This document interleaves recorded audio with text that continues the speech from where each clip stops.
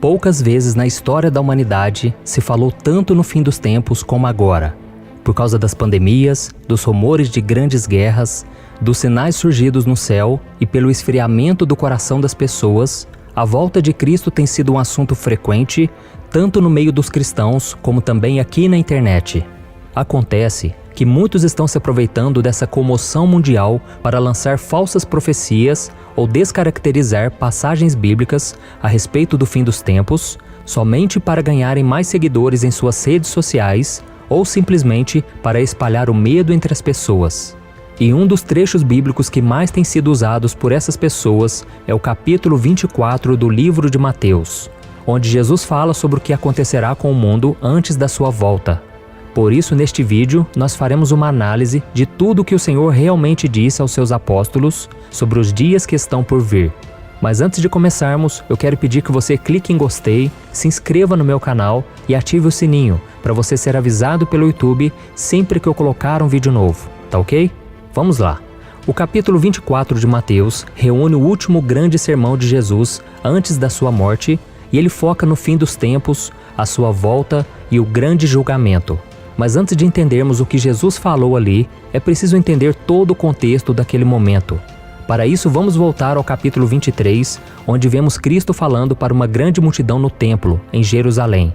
Naquele momento, Jesus criticava a postura dos fariseus e dos mestres da lei, que pregavam, mas não viviam o que a palavra de Deus diz. Em seguida, ele trouxe duras palavras ao povo judeu. Vamos ver o que ele disse.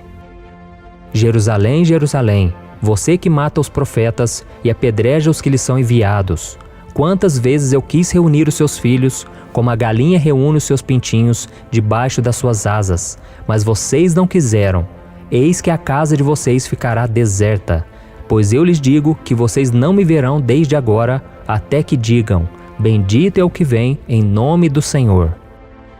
E logo depois disso, o capítulo 24 começa contando que Jesus deixou o templo com seus discípulos e pelo tom da sua pregação lá dentro, era muito provável que ele ainda estivesse irado com a infidelidade e a falta de fé dos judeus.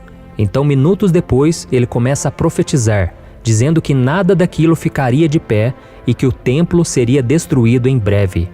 Os discípulos então ficaram curiosos com aquela profecia e assim que chegaram ao Monte das Oliveiras, perguntaram ao mestre quando aquilo iria acontecer e quais seriam os sinais que apontariam para a sua segunda vinda aqui na terra. Então Jesus se assentou, como de costume, e passou a explicar às suas ovelhas tudo o que estava por acontecer ao mundo até a consumação dos séculos.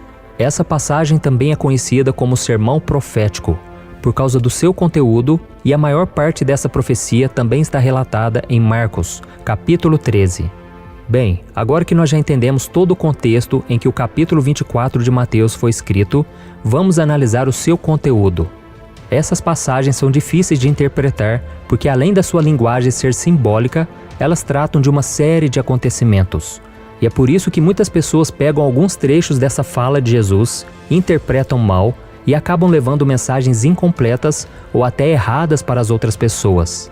Por isso, neste vídeo, nós vamos analisar 3 pontos importantes sobre a profecia de Jesus a respeito do fim dos tempos.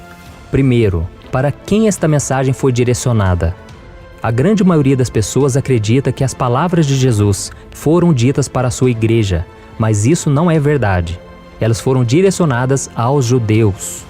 Naquele momento, a Igreja de Cristo ainda era um mistério. Ela só seria incluída no agir de Deus em Pentecostes. E foi revelada depois através das cartas do apóstolo Paulo. Entendeu? Então é preciso deixar claro que os acontecimentos profetizados por Jesus tratam unicamente sobre como será a situação dos judeus no período da grande tribulação antes da sua volta. Além disso, o capítulo 24 de Mateus trata dos falsos profetas e dos falsos cristos que surgirão para enganar o povo. Essas pessoas levantadas por Satanás representam um perigo para Israel, que não acredita que Jesus é o Messias e que ele já veio ao mundo uma vez. E nós que somos a Igreja de Cristo, nós precisamos nos preocupar mais com os falsos mestres, falsos apóstolos e falsos pregadores, além de sabermos discernir os espíritos, para que nenhum deles nos afaste dos caminhos do Senhor. Amém?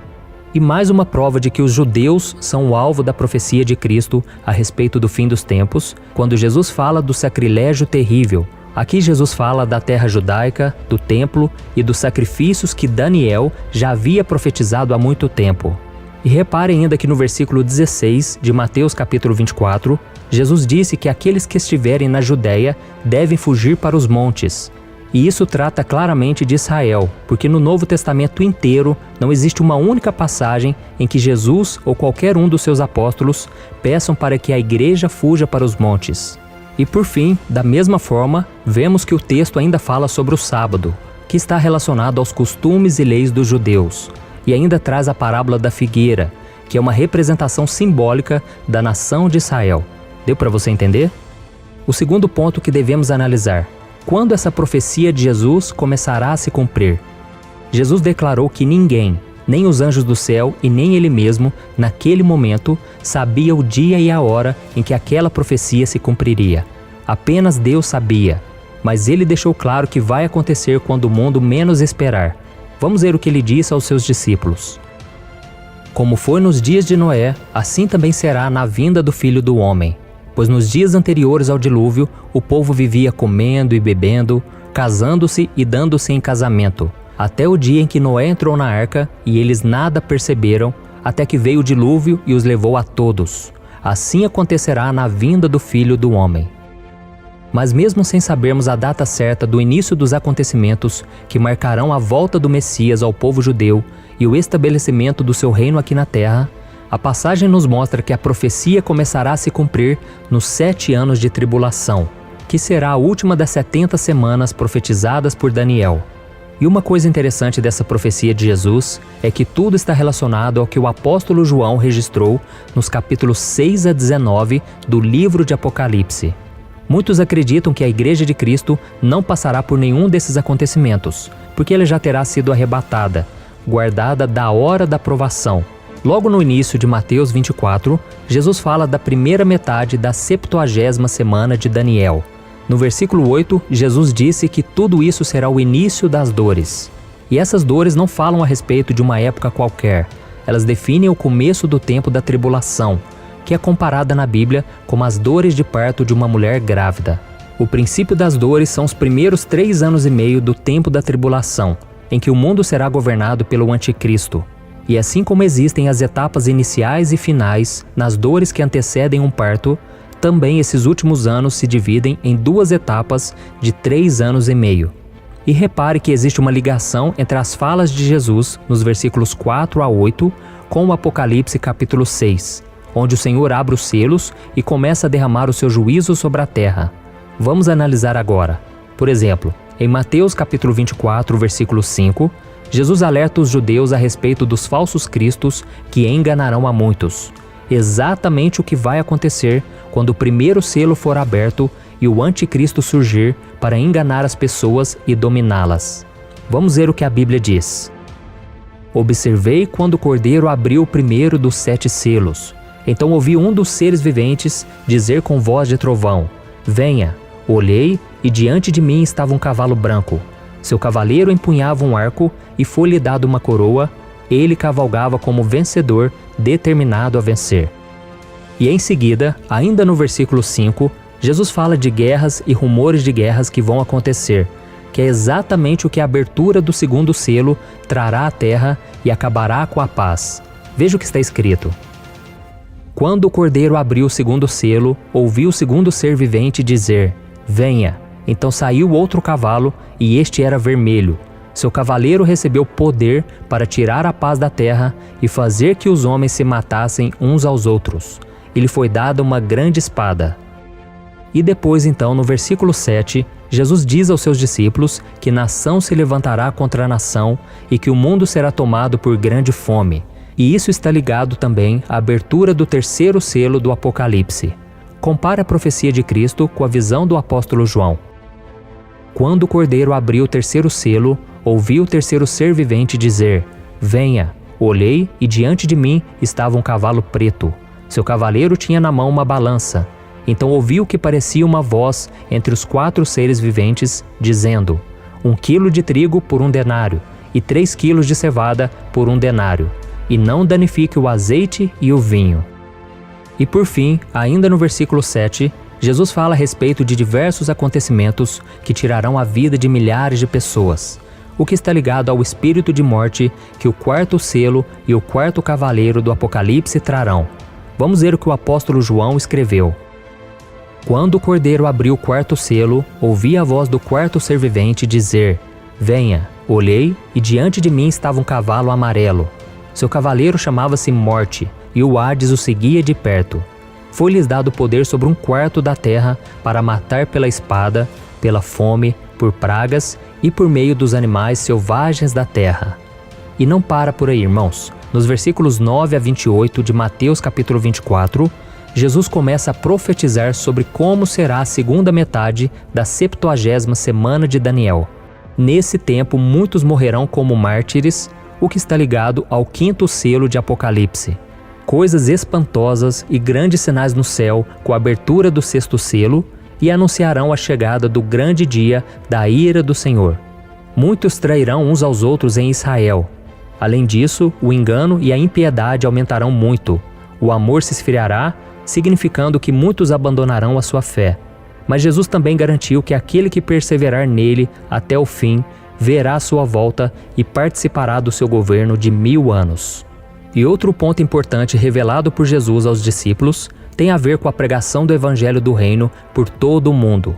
Mas ele não deve ser confundido com o Evangelho da Graça, que é anunciado atualmente. O Evangelho do Reino é a mensagem que será transmitida no tempo da tribulação pelo remanescente e pelos 144.000 selados do povo de Israel, chamando a atenção para a volta de Jesus, que então virá para estabelecer o seu reino, conforme podemos ver em Apocalipse capítulo 7.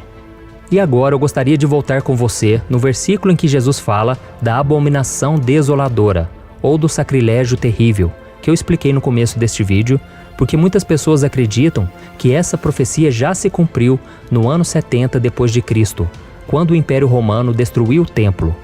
Esses estudiosos da Bíblia afirmam que esse trecho tem a ver com a fala de Jesus, que disse que não restaria pedra sobre pedra do templo de Jerusalém.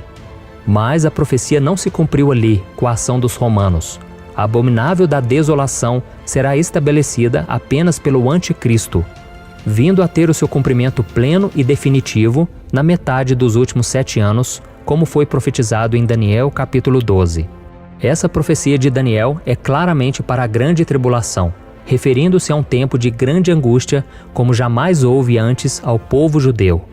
E o terceiro ponto que a gente tem que analisar: qual mensagem essa profecia de Jesus traz para nós hoje? Meus irmãos, tudo que está registrado em Mateus capítulo 24 é um alerta para todos nós. Porque se o fim dos tempos está próximo, o tempo do arrebatamento também está. Por isso, meu querido irmão e minha irmã, esteja preparado. Não deixe que o inimigo te distraia com os prazeres deste mundo ou abale a sua fé, tá bom? Em vez disso, continue seguindo a Jesus, porque Ele é o único que pode te salvar e garantir a sua morada com Ele por toda a eternidade. Amém? Eu sou o pastor Antônio Júnior. Se você gostou dessa mensagem, compartilhe com seus amigos, familiares e eu te espero aqui no próximo vídeo.